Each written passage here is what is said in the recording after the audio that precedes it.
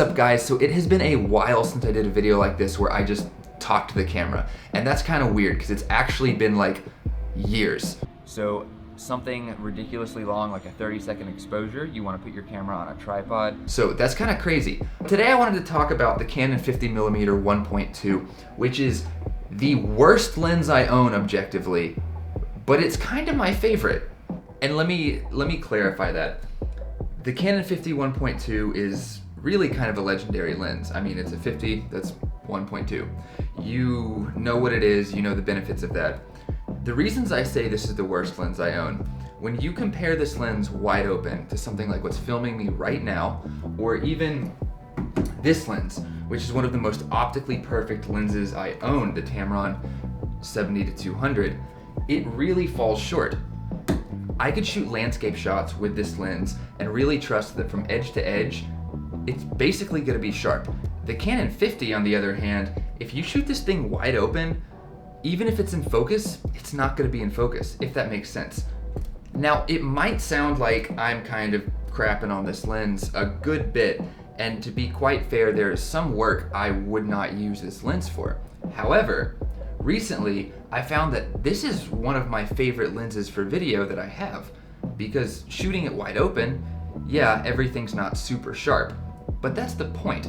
I don't always want my images to look perfectly sharp, you know? Like, I think there's this thing we do as filmmakers where we want to take the most high resolution camera and stick the most optically perfect lens on it, and for a lot of work that's perfect and that's what you should do, but it ends up making your images look clinical. And I think part of that film look that everyone tries to get, which that's completely subjective, but what I've found for me is I really like lenses with character. One of the ways I've found to love this lens even more recently is by pairing it with a creative effect. So specifically, I'm talking about the chromatic filter from Prism Effects.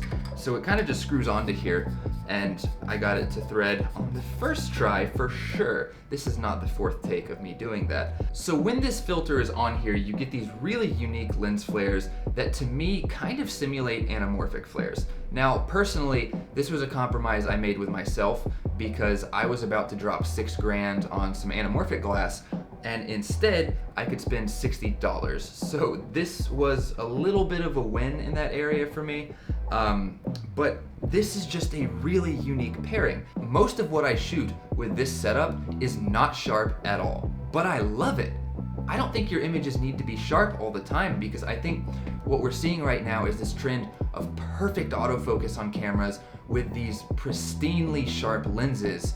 Like the Sony G Master lenses are superb, the Sigma Art lenses are superb, all the new Canon RF glass, it's optically perfect. But what we get with that is these images from our cameras that look clinical.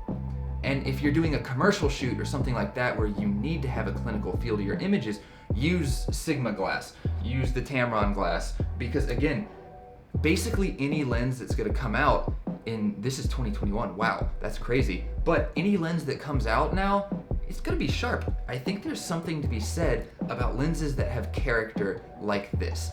The entire thing about that filmic look is you really want imperfections in your image, and not imperfections like you didn't frame the shot well, or you effed over your ISO or your shutter speed or something like that, but just kind of unique quirks.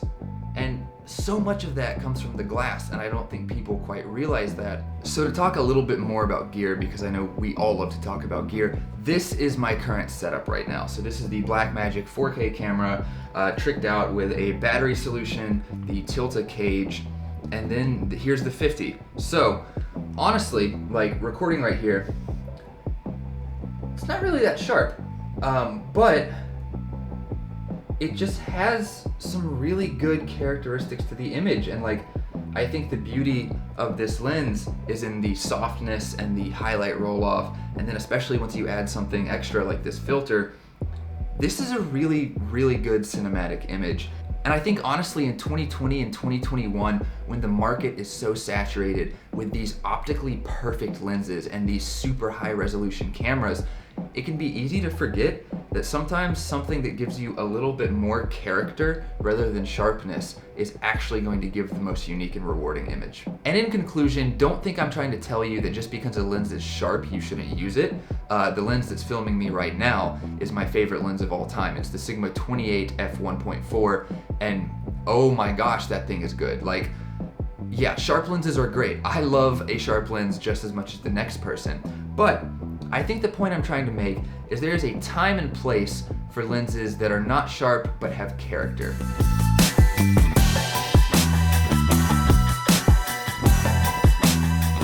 Hey, it's me, the guy from the video, and I'm eating a bowl of turkey. This is the guest room in our house that I have turned into my office. And I'm realizing I should probably get a light because those shots of my face are not super well lit. So maybe like an aperture 200 or something coming in the future. But thank you for watching, and maybe there's gonna be more of these. So I'm just gonna eat my turkey and peace out.